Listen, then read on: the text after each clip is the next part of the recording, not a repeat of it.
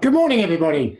My name's Kevin Uphill, and welcome to our webinar, The Perfect Business Sale.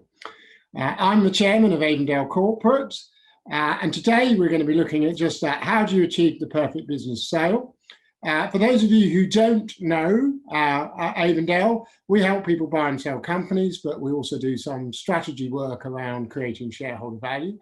Our focus is transactions within the emerging mid-market and companies within the emerging mid-market. So for us, that's typically businesses within a 300k profit up to 5-6 million, deal range 2 million to 50 million. We've been doing it 30 odd years, so we've got some insights into what's happening in the market, and we'll be sharing some of those with you today.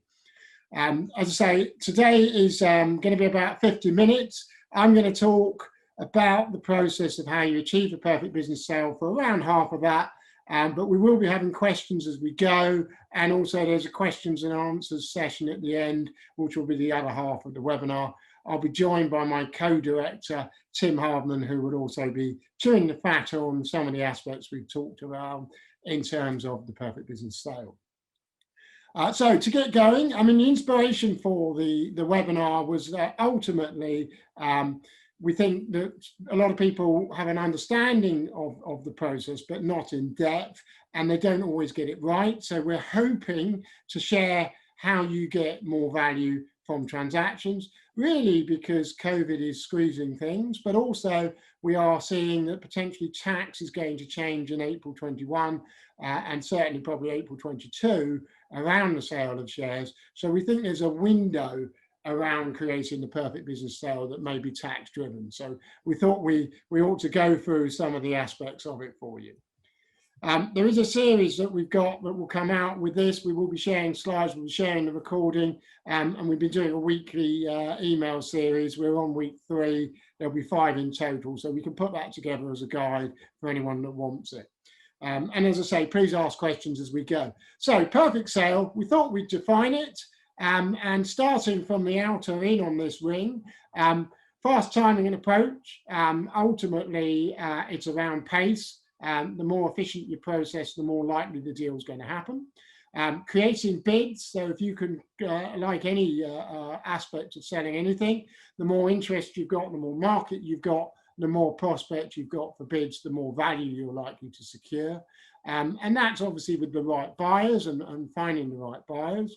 We've also got right terms and structure. Deals aren't always cash, so we need to understand some of the elements and nuances around that to get the perfect deal.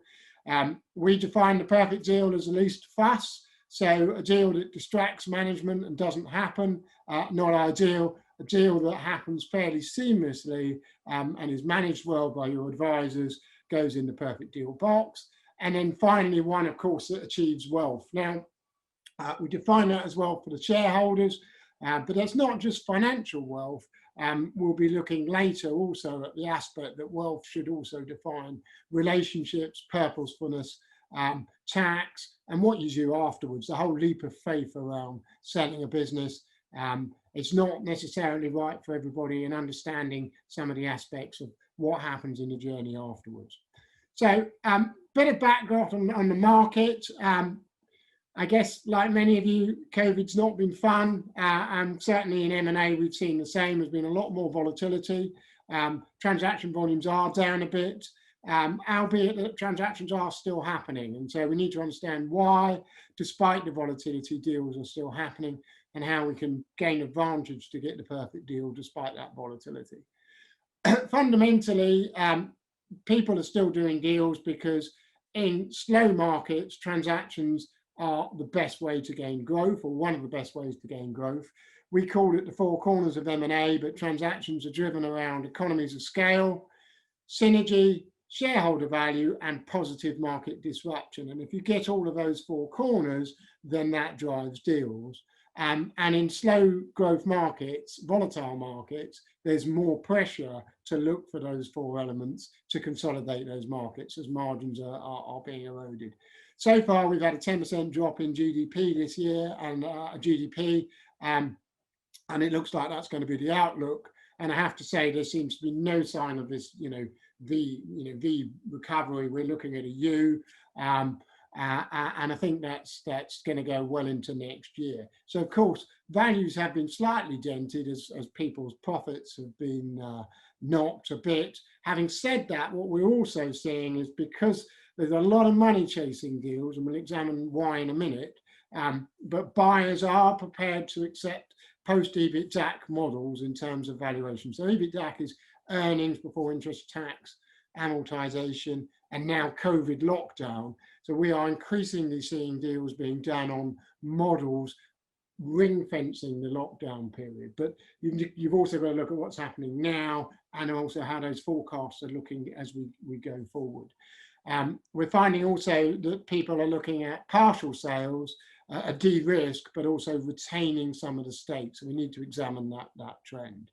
Ultimately, the money for deals, banks have retreated a bit. They are still doing cash flow lens, but they have, as they did in 2008-9, retreated slightly, and we're seeing private equity pick up on the slack of that. There's an awful lot of both trade, balance sheet wealth, and also institutional and private family wealth looking for a home. They are facing a world potentially of negative interest rates. That means paying to put your money with the banks, which is quite a scary concept. Historically, you would have invested perhaps in commercial property and or stocks and shares, looking for safe havens, but obviously they're not what they are used to be pre-COVID. So what we're seeing is that money chasing its way into the emerging mid-market, where you can get real value both in capital growth of a business, but also yield on the profits of a business. There's a lot of money pushing into the market, which is quite exciting actually, despite that volatility caused by COVID. Now, Perfect Deal is a trade deal, right? And it's a trade deal with an international buyer who's benefiting from benign exchange rates. They're utterly strategic. They get those four corners, and therefore they pay a multiple off the scale in order to get top dollar. And it's all cash on completion. Well, you know, that's the ideal, and certainly it still happens. And the bigger the company, the more likely that is to happen. But there are other exit strategies. That's not always right for everybody. And there are alternative strategies. We've got 2 employee ownership transactions at the moment, for example. And Julian Richer from Richer Sounds was a good example of someone that went down that route a few months ago. So there are alternatives. Management buyouts still exist, albeit that they are fairly highly leveraged. So the benefit of employee ownership is it's perhaps picking up where management buyouts would have been, but at 0% tax at the moment. But the other area we've got to look at is this investment deal and family office deal. And there's a blend between trade and investment going on as well. We do quite a lot of space in the deals in the IT space. And it's really interesting looking at a deal last week. Ricoh bought a company called MTI. That had gone to private equity called Endless, that we know some 3 or 4 years ago. They had done a buy and build strategy, and then they've just exited to that trade sale. So you've kind of got the blend of an investment deal, doing buy and build strategy, and then ultimately flipping into the trade deal. So we need to ask the question, what is the right deal structure and the right deal approach for each client and each company? And within that context, just to share some of the steps to sale, if you like. Well, clearly the first step would be to prepare for sale. Now, if you do think that the tax regime is under threat, we may not have as much time to prepare as we would like, but nonetheless, we should cover off some of the aspects. I personally think, capital gains tax, by the way, is 10% on the first million in the UK, going to 20% thereafter. That changed back in March. And it's under review. Many pundits saying April 21 it will change. I personally think it's more likely to be April 2022, but we just don't know. So a reasonably benign tax regime at the moment. But if you do want to prepare for sale, you don't want to go straight to the market because of those tax pressures, what can you do? Well, step number 1, stand out in the blue ocean. If you look like everybody else, then it is much easier for buyers to have a choice of sellers, and therefore your value goes down. Ultimately, blue ocean is, or red ocean is, where you've got lots of sharks. There's a feeding frenzy for competitive business. Margins are under pressure because there's lots of sharks, lots of competition. Nobody stands out, nobody wins. Blue ocean is when you design the business model around a growth arena with growth demographics and there's less competition. Now that takes really careful research and time to go after, but ultimately, of course, you get top dollar if you have a standout position in the market, and that creates we need motivation in buyers. Another big valuation area we're seeing, every business is a tech business these days.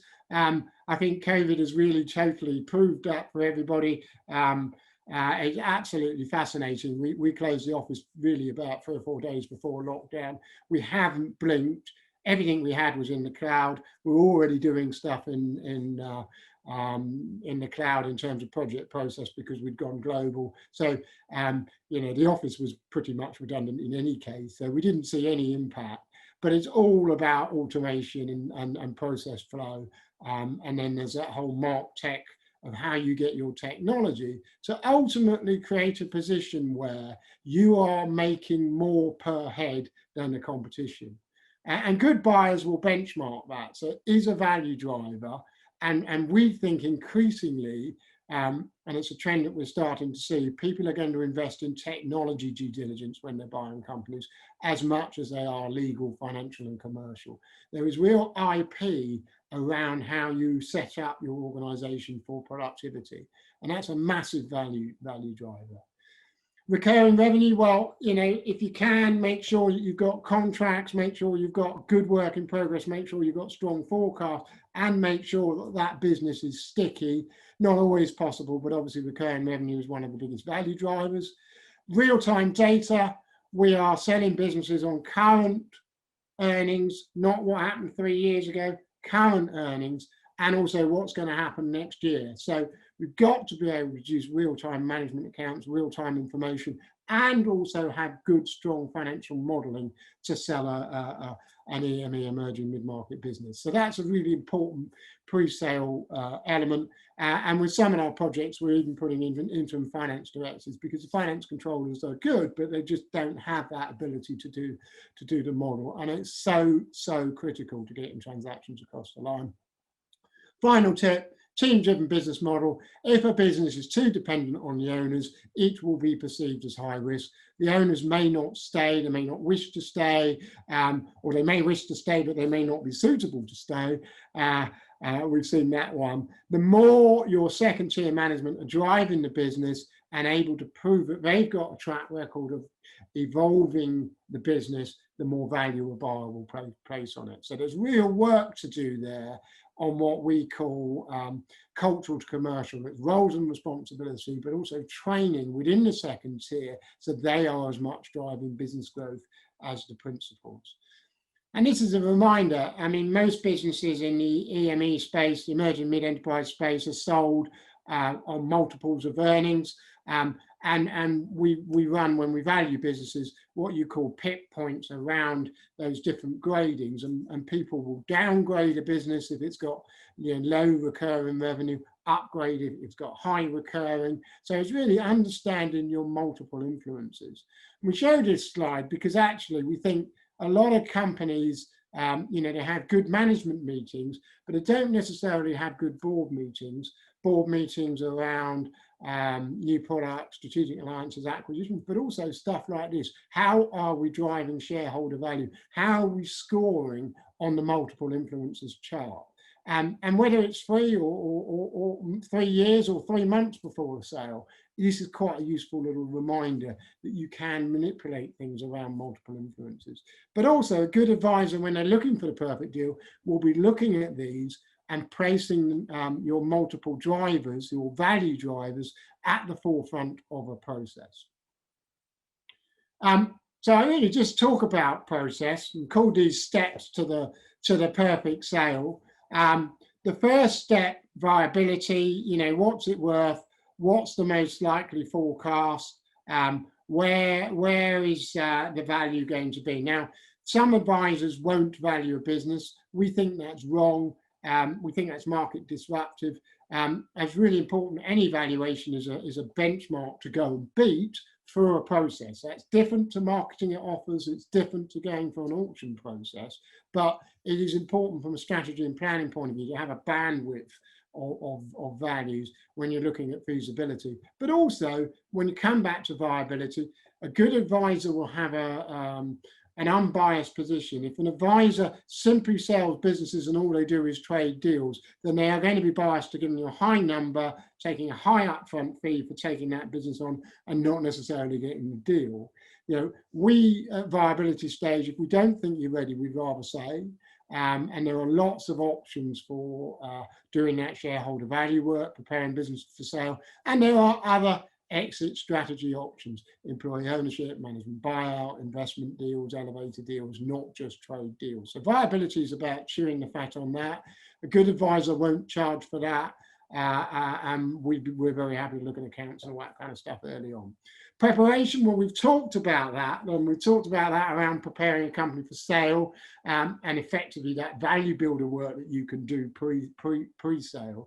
But the other preparation is, right, okay, I've decided to take that leap of faith. The shareholders are ready. We're going to market. We're going to find out what the business is worth. And a key part of that preparation is putting together what we call a marketing data room. So the old history was, well, you put together an information memorandum, but increasingly the information memorandum is more of a short form marketing document. And actually that is backed by a high quality marketing data room. And effectively, when you're putting that together, there's an opportunity to do what we call vendor due diligence. So what we're looking for are any hidden value drivers, any pitfalls that are in the business that may decline the value, and also creating visibility on a global basis.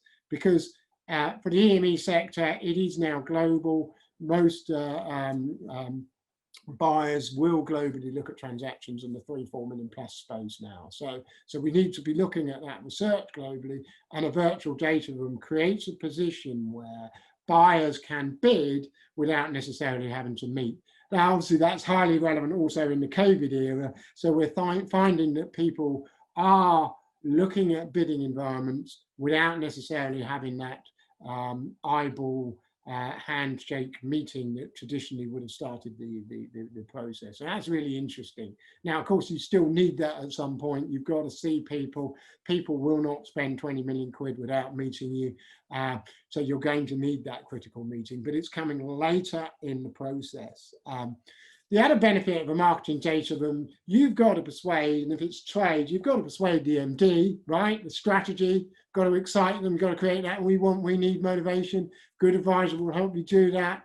But you've also got to persuade the FD. It's got to be the right price earnings multiple, and shareholder value's got to be achieved. And also we're looking at risk and risk ratios. So marketing data room is all about presenting that and getting that so that you can create a situation where people can make a decision that they want in and they're going to bid. The other element, so perfect deal, you need the right buyers, you need the right investors. Of course, that's research, it's global. We have a myriad of databases. We also have a lot of tacit knowledge of who's doing what. And it's about multi-channel approaches. So C-suite approaches, LinkedIn, email, telephone, making sure you get it into the decision maker at the right time in the right way. And you might bespoke that according to who it is you're actually talking to. I think it's fascinating. A lot of people think the best deal is cross-sector within, is parallel within their sector, i.e. within their competitors, because they get those economies of scale and possibly some synergy. But actually, what we're seeing is very often the best deals are slightly off-piste. They're deals where people aren't necessarily in the sector. They place a real value to getting into that sector. They understand it, but they're not quite doing it. So they probably do have some synergy, but it's less about economies of scale and more about positive disruption in marketplaces. Do you remember that Rico deal I mentioned? Rico, Copier People, MTI, digital virtual managed service business. We helped Sharp last year, PLC, do a transaction, exactly the same strategy. So someone emerging into the market may place a higher value. So research needs to be both in sector and cross-sector, looking at those parallels. So, perfect sale. Step 4, present, well, every business should have an NDA. We should protect confidentiality. And within that presentation, real-time data. The more you can demonstrate your forecast, the more you can demonstrate the quality of the earnings and the sustainability of the earnings, the easier it is to get a transaction across the line. I think it's really important to actually listen to buyers. What is their strategy? And adjust your presentation according to their strategy. And ultimately, we're then trying to create competition on an offers basis for bids. The ideal is to get 3-4 bids per project. Typically on a project we're running, we would normally expect to get 30 non-disclosure agreements, shortlist that down to 10, and then 3 to 4 bids. And then you're looking at an environment on an offers basis where you're playing those bids to create competition and tension in an auction to drive up value. But it's not just about value, it is also about deal structure, culture of the deal, time frame, process of the deal, and their track record in terms of their ability to complete. So it's really important that bids moves into understanding how you're going to do due diligence and through to completion. Completion, of course, is the whole project management of a deal to completion. When you're managing bids, you need to look at deal structure. It's not all cash on completion these days, and actually often deliberately. If you take out all cash on completion, you are losing some of that potential uplift you might have if the business is going to grow under the new ownership. So increasingly, we're finding sellers are actually excited by the idea of what we call elevator deals, and that's selling the majority of the business, but also retaining a stake and taking shares in that business with the new owner, who is then going to bring capital and possible synergies into the business to then catapult it up to the next level over the next 3, 4, 5 years, and then sell it on. And the logic behind that, I think, is, well, just selling a business and doing nothing isn't great fun, whereas actually going on a journey with the right buyers and investors could be a more interesting journey. But the second logic behind that is, you know, well, taking all your money and investing it has become increasingly difficult. Where do you get a yield? So why not continue to hold an investment in your business? And I think those elevator deals are going to be a really important part of the M&A arena over the next 4 or 5 years, as we see that super abundant capital coming in. Deferred payments. Now, you know, you've all heard about earnouts and how they are never achieved. That is a myth. The vast majority of earnouts are achieved, but they need to be structured correctly. And too many people rush at them and don't think about the overall culture of the deal and business plan, and don't ask enough questions up front around the earnout. I think if a good advisor will structure them in a way that makes sure you do achieve them, and that they are not arguable. So most of the ones we've done have been achieved in the past. You've also got deferred payments. We are seeing a rise in vendor loans. So that is where, in fact, we've got a transaction at the moment, which I think is sort of 14, 15 million, where we've got a £2-3 million vendor loan note. Our client is getting 8% interest on that vendor loan. He's effectively being asked to be the bank, but until they then later sell it. But that is a pretty good yield. Now, of course, that money's at risk, but where else was he going to put his money to get an 8% yield? So I think that's quite an interesting deal trend, you know, the rise of the deferred payment. So when we're doing transactions, we've got to look at the deal structure as much as we do the bids. And with bids, yes, look, it's kind of a sealed envelope environment, but there are negotiation nuances. It's never utterly cold. It's not like selling houses. So you do have to have a good negotiation strategy yourself, or advisors that completely understand the nuances of negotiation. I can see we've had a couple of questions in, guys, but I'm just going to move those to the session. I've got Tim, my co-director, joining us for the Q&A session shortly, so we're going to run those at that point, if that's okay. Negotiation.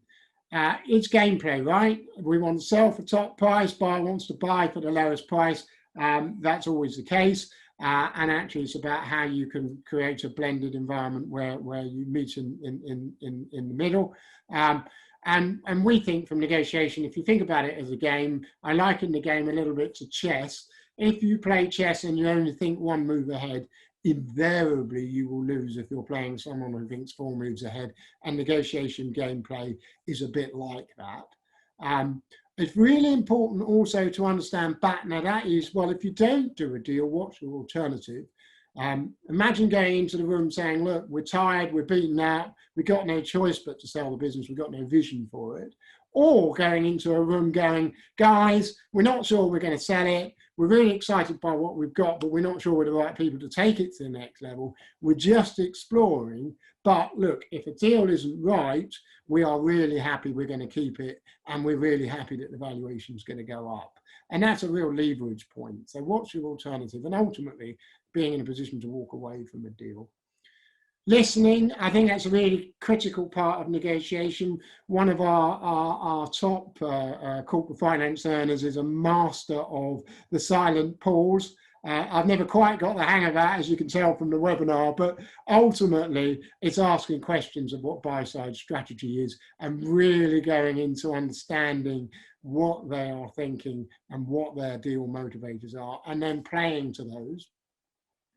A lot of people think negotiation is adversarial. M&A is all about people who drink black coffee and bang the desk all the time. That's just not the case. It's about charm, it's about building relationships, and you can still say no very firmly with a smile and keep the charm, and that's really important. You do need to be aware globally that doesn't always work. There are some cultures where you do need to be adversarially. If they see you still sitting in the room smiling, they haven't heard the no.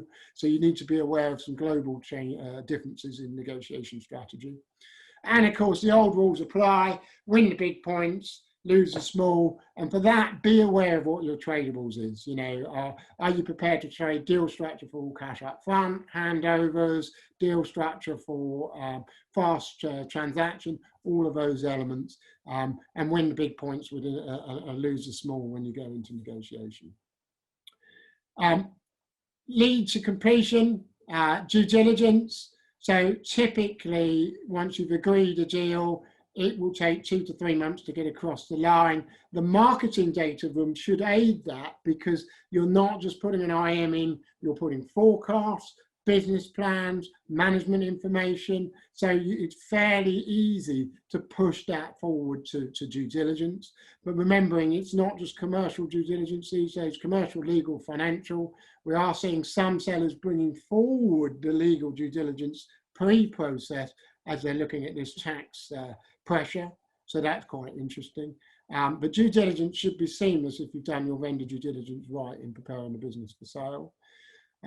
Financial and legal, of course, is utterly critical, being able to prove the forecasts. And then when you move to legal, the sale and purchase contract, all the agreements, ultimately, that's about balancing risks. So you've got disclosure process coming off the due diligence. That's creating a sold as seen position for your business, disclosing it warts and all. And then you've got warranties and indemnities, apportioning risk between buyer and seller. And there is a whole gameplay around that, so that you are, both sides are offsetting risk. Deal structure and also the SPA can both be value influences as we apportion and accredit risk to the different parties in that process. We are seeing some sellers move toward taking warranty insurance because they just want to sleep at night. Volatile world, and that's fine as well.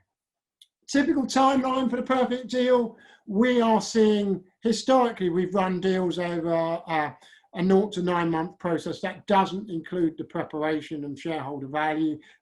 We are moving deals more towards a 6 month process at the moment, and that's fine. Typically, think 2 months in terms of preparing the business, the marketing data room, getting it out to market, research, launch. 2 months in terms of meeting buyers, creating an offer environment, bids, and then 2 months in terms of completion. But that is a fast process and an accelerated process.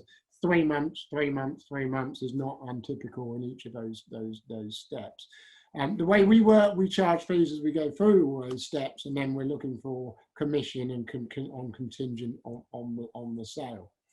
Now, I shouldn't talk about the perfect deal. That's the process.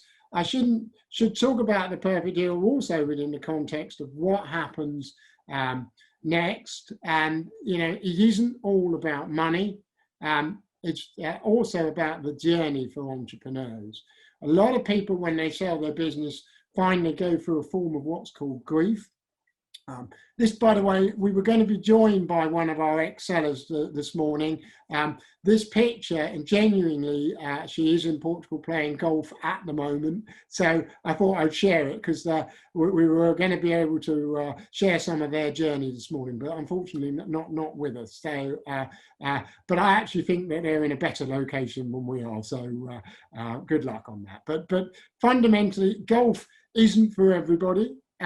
So when we look at wealth, we define selling businesses as not only getting top dollar through the process, maximizing the price, not paying too much tax, but also getting the planning right post-deal, making sure that the business goes to the right hands, any handover is effective. If you are rolling over a stake, understanding the value of that and making sure that that value is realizable, perhaps getting a second bite of the cherry, which is really interesting. If you've just sold your business, you've just made a big inheritance tax issue because, of course, shares in a private company are not charged with inheritance tax, but if it's cash, it will be. So we need to understand what we're going to do to protect family wealth going forward. And then, so there's that whole equation of net versus capital in terms of selling a business. So you're earning good money, you've got a good yield, but you're probably paying 50% tax on that if you're based in the UK. Whereas if you sell a business after capital gains tax, 10 or 20% capital gains tax, depending on where you sit within the value range. How much is that worth? What yield are you going to get from that? Where are you going to invest it? Capital is more certain than income, so it's also about de-risking and understanding how that impacts on your life. So it is more complicated than some people who have the mindset, well, it's all about top dollar, all about being able to buy the best car and boast about top dollar down the golf course. I have to say, nobody likes that person anymore. So we will throw the question, actually, it's all about what is your purposeful journey and how do we best achieve that. Exit strategies are key to that equation, but that's all about timing, and it's also about wealth management and looking at what you're going to do next and that leap of faith of how that is going to look. Now, we've had some questions in. I'm also now going to be joined by my colleague, Tim. I hope that's a good sort of whirlwind area to cover some of the aspects of Perfect Deal. Tim hasn't seen any of these contents, so he may disagree with what I think is a perfect deal. And actually, that's actually, we've got some questions in, we'll cover those in a minute, but I'd like to throw that question to Tim as, what didn't I cover? What do you think is missing from my perfect deal equation? Tim, welcome. Good morning, everybody. Thank you, Kevin. Good question. I think if I had to pick one thing, it's probably keeping the end goal in mind during the process. You'd be amazed how often we have conversations with sellers pre-process, which go along the lines, oh, it's not about the money, it's all about the staff, they've been wonderful, they've been loyal to me over the years, and so on and so forth. And then when you're in the guts of negotiation, it's amazing how that gets completely forgotten about when they're talking about £10,000 here or £100,000 there. So I think really keeping the end goal in mind, staying focused and staying on point, and being relevant to what was important to you. Okay, that's good, Tim. So I suppose we ought to stay on point. We've had quite a few questions in, Tim. The one that most resonates for me, I put Perfect Deal together based on this tax window argument. just saying, oh, you know, that's a problem, can see that coming up, we need to do some deals for those who want out. And I've said it's possible to do deals in 6 months. Do you agree with that, or am I being overly optimistic? It's possible. I mean, it's a tight timeline. You know, well, seeing as the title is The Perfect Deal, yes, the perfect deal might be 6 months, but as I say, it's a tight timeline, and it relies on everything running very, very smoothly. I think you need to bear in mind there are a lot of people involved in a transaction. You've got multiple lawyers on each side, you've got advisors, you've got accountants, tax specialists, and you know, lining all of those people up to get it in 6 months is doable, but it needs, you know, a lot of organization. I think for me, it's also, you've got to have that we need motivation in the buyer. If they are, you know, yeah, it's good, we like it, they probably won't get there. If they are, we have got to have this, then you will get there. You know, because it takes both sides, doesn't it? Tim, is now a good time to sell the business? I mean, most of our sellers are ingrained in the, I've got to have profits, I must have, you know, I've been told to sell my business, I've got to have the maximum profits in the year pre-sale. Well, who's got that right now in lockdown? Maybe a couple of tech companies, but other than that, most people are affected. Is now a good time to sell the business? It's a question that's come in. That's entirely down to the business in question. I'll come back to the point you made earlier with your EBITDA rather than the old EBITDA. I think buyers are sensitive to the effects COVID have had, and are prepared in certain circumstances to ring fence that 2 or 3 month period of lockdown. So we'll perhaps look at run rates and forecasts rather than, you know, a full 12 months earnings. And I think that's very relevant. I mean, I have a client at the moment, and we are in early stage discussions with buyers. Their business was closed for 2 months. Just to put that in context for you, last year, their revenue was 23 million with about 3 million EBITDA. They were closed for 2 months during, well, late March, April, coming into May. Their last 3 months trading, they're running at over 30 million, and this is on an annualized basis, over 30 million revenue with over 5 million EBITDA. For them, it's a fantastic time. You know, they've shown absolute resilience to COVID, even being closed for a period of time. They've bounced back incredibly well, and they're trading incredibly well at the moment. Every single conversation I've had, and we've had a high level of interest in this, buyers are accepting that they will ignore the COVID period and look at run rates. So I think it's absolutely down to the individual business in question. And I'd also put it, that's broader than just COVID. We had it in, 2008, 9, 10 during the recession. Oh, what's the market like? Is now a good time to sell? 99 point something % of the influences of value are about your business, not about what the wider market is doing. Yeah, and I mean, I think we're all very worried about the COVID impact on the economy. But I went to a great economist talk last week, and there are some sectors adversely impacted. But fundamentally, again, if we look at UK PLC, there's 70 million people in the UK. Our behaviours have changed, but we're all still getting on and doing stuff. So the economy will keep moving, and in that backdrop, people can do deals. And they need to do deals because there's no yield elsewhere. They need to invest money. They've got to deploy that money and to get a return. So, I think people are motivated. We had a good question in here. What typically does your pre-seller due diligence comprise? And do you look at strengthening the P&L to support maximisation of EBITDA? I think that's 2 questions. So, Tim, do you want to take the P&L one and I'll do the pre-seller due diligence? Right, sorry, repeat if I understand. What typically does your pre-seller due diligence comprise of? Do you look at strengthening the P&L to support maximisation of EBITDA multiples? Right, it depends what strengthening the P&L means. Due diligence is a detailed process. So if you strengthen your P&L by cutting your marketing budget, that will show, those ratios will come out through due diligence, and buyers will notice that and wonder what's going on. So yes, strengthening your P&L you know, is a positive thing to do. But if you do it artificially, chances are it will be noticed. I think we do a lot of work around adjusting the P&L, don't we? I mean, we've got one transaction at the moment where we've got 3 directors who are all taking salaries, and a family. They're on $500,000 between them all. Virtually all of that is an add back. I prefer the term normalising the P&L. I think some people with adjusting, I think that comes down to, you know, adjusting, does that mean artificially tinkering with the P&L? I think normalising it is a better expression. And yes, it's absolutely, we always look at that. You know, I think you have to bear in mind that a privately owned business is run for the benefit of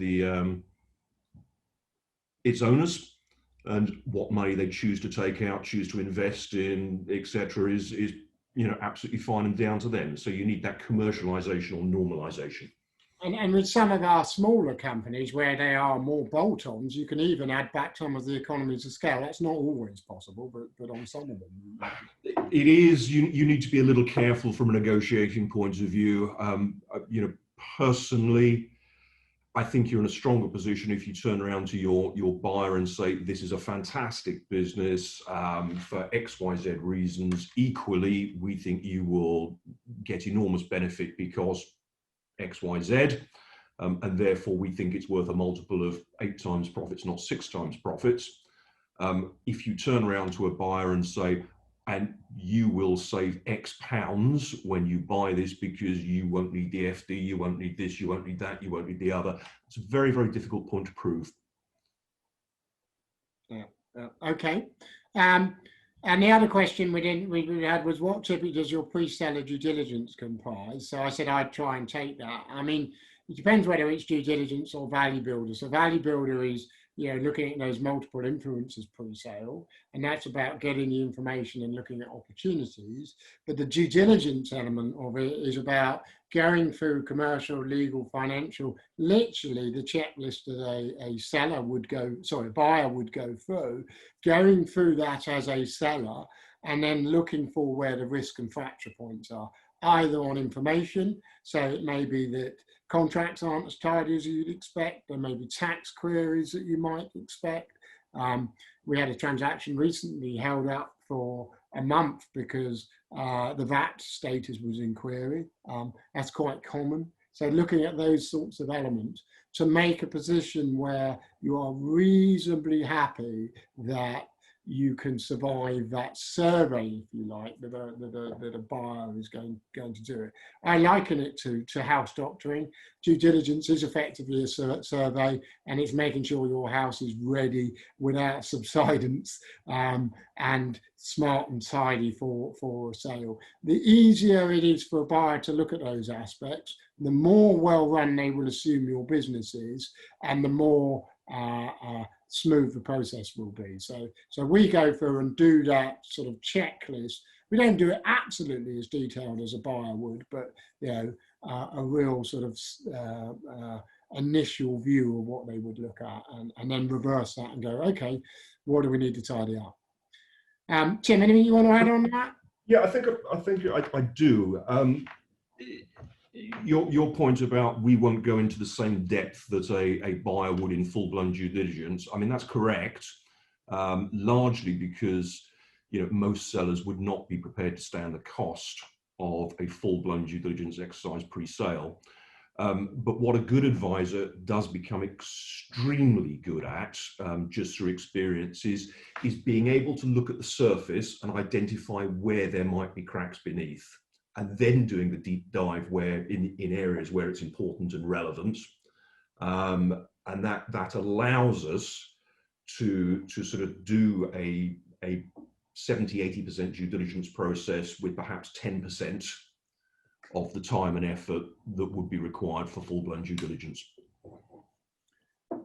Tim, first question we had in, what someone being negative this morning perhaps, or cautious, I don't know, what is the biggest mistake people make when seeking, and I shall add, a perfect sale?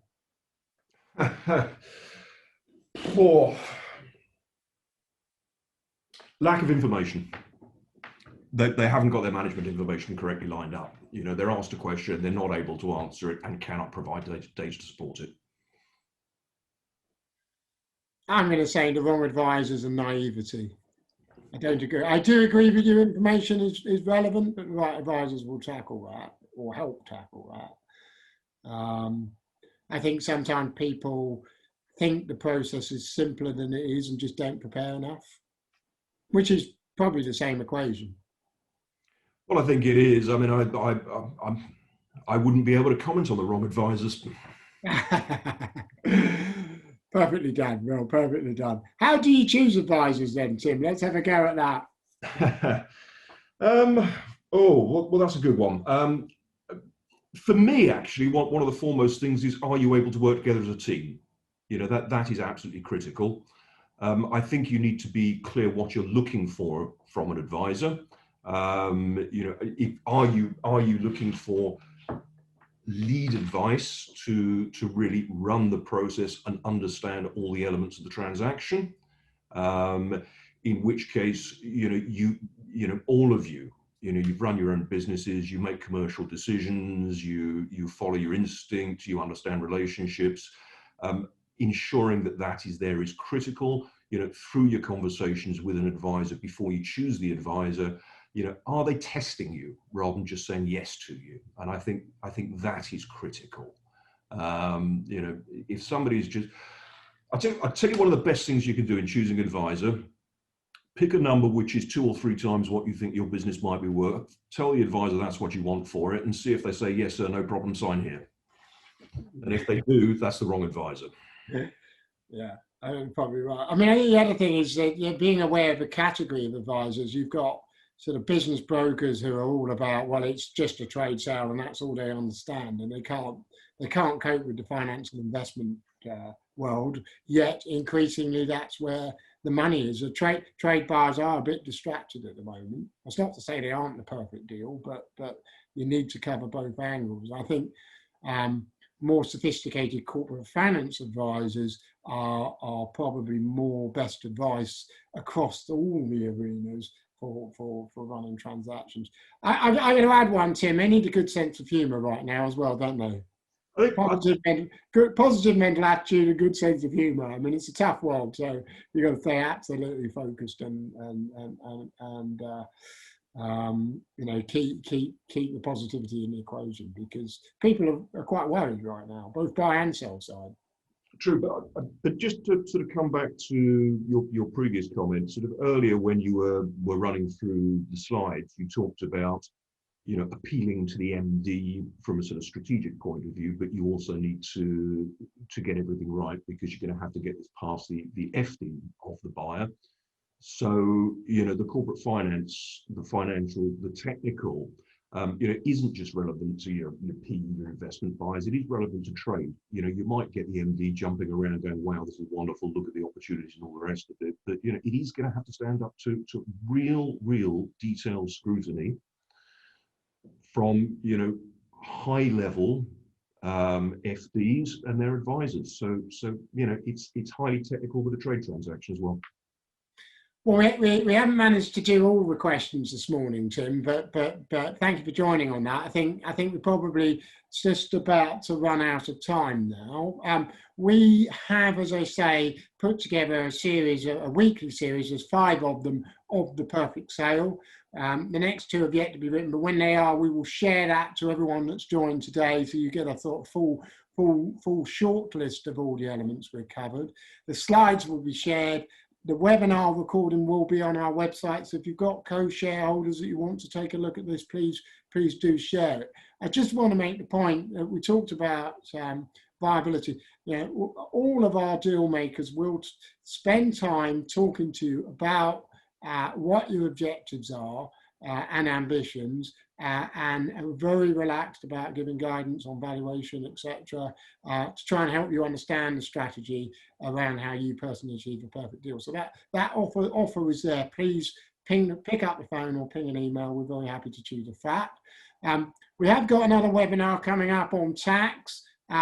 And that is because we are worrying about the change, and we're worrying about change in April 21. So there may be some things that you need to do to plan pre-sale.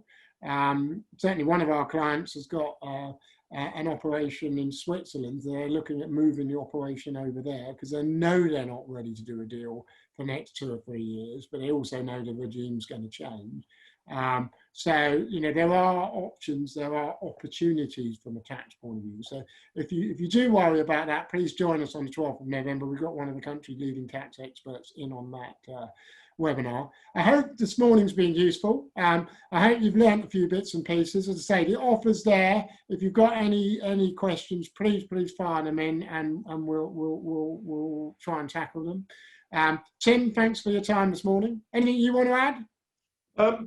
I think only that I mean, I obviously I can't see the questions that they're coming in. You can, Kevin. That we'll have a look through those questions. So any we haven't managed to answer, we can ping out you know, a few lines on our thoughts after this event. Brilliant, everybody. Really appreciate it. Thank you for your time this morning, and stay well. Thank you. Cheers. Thank you.